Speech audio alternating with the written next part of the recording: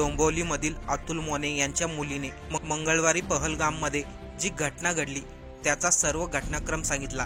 तिच्या डोळ्यादखतच तिच्या वडिलांना तिच्या काकांना गोळ्या घालण्यात आल्या। अतुल मोने यांच्या मुलीने सांगितलं, काश्मीरमध्ये काही दिवसा अगोदर तिचे आई-बाबा जाऊन आले होते, त्यामुळे पर्यटकांच्या दृष्टीने काश्मीर सुरक्षित आहे असं त्यांना वाटलं, म्हणून यंदा संपूर्ण कुटुंब काश्मीर फिरण्यासाठी गेलं।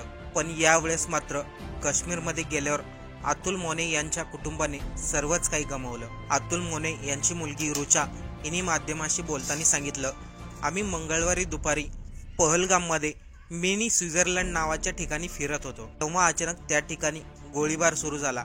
सगळ्यांना काय झालं हे आम्हाला कोणालाही काही कळत नव्हतं। मी 2 जणांना गोळी मारताना पाहिलं।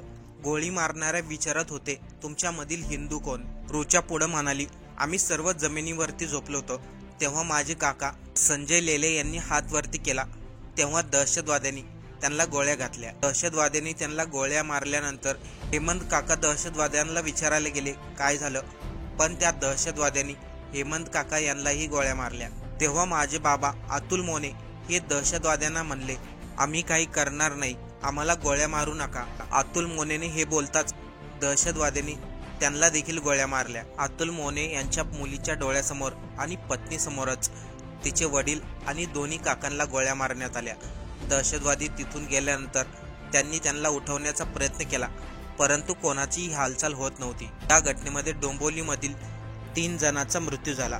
पहा, अतुल मोने यांच्या मुलीने डोळ्या देखत नेमकं काय घडलं होतं ते सांगितलं। मिनी स्वित्झर्लंडला होतो, सगळं चांगलं चालत होतं तिथे व्यवस्थित।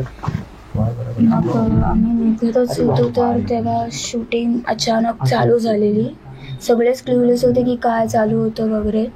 मग नंतर मी बघितलं की मी 2 जणांना बघितलं, हातात बंदूक होती आणि शूटिंग करत होते वगैरे। मग नंतर विचारलं की कोण हिंदू आहे कोण मुस्लिम आहे म्हणून। मग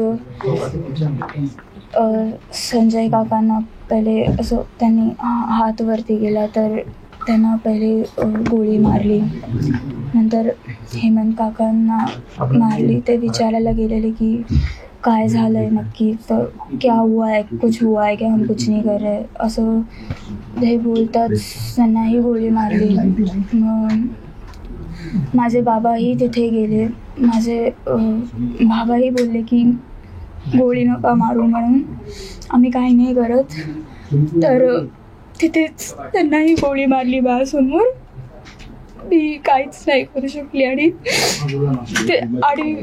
होती मी तिथे घाबरून। जवळपास 15-20 मिनटं आम्ही तसेच भीतीत होतो, घाबरत। मग नंतर ते गेल्यावर आम्ही सगळे पळालो।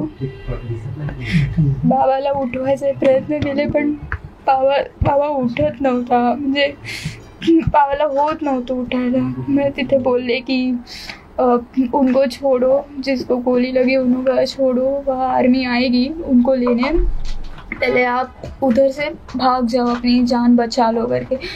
तो सब हम 6 जन उधर से भाग रहे थे, कारण हे खूप अनएक्सपेक्टेड होतं। आम्ही नुसतं असं फिरायलाच गेलेलो, पहिलाच दिवस होता आमचा फिरण्याचा। हे बिलकुल पण एक्सपेक्ट नव्हतं केलं आम्ही असं काही होईल। आम्हाला वाटलेलं की काश्मीर सेफ आहे। याच्या आधीही माझे आई बाबा जाऊन आले जम्मू काश्मीरला, मी लहान असताना जाऊन आले आणि मी 2nd टाईम जात होती जम्मू काश्मीरला।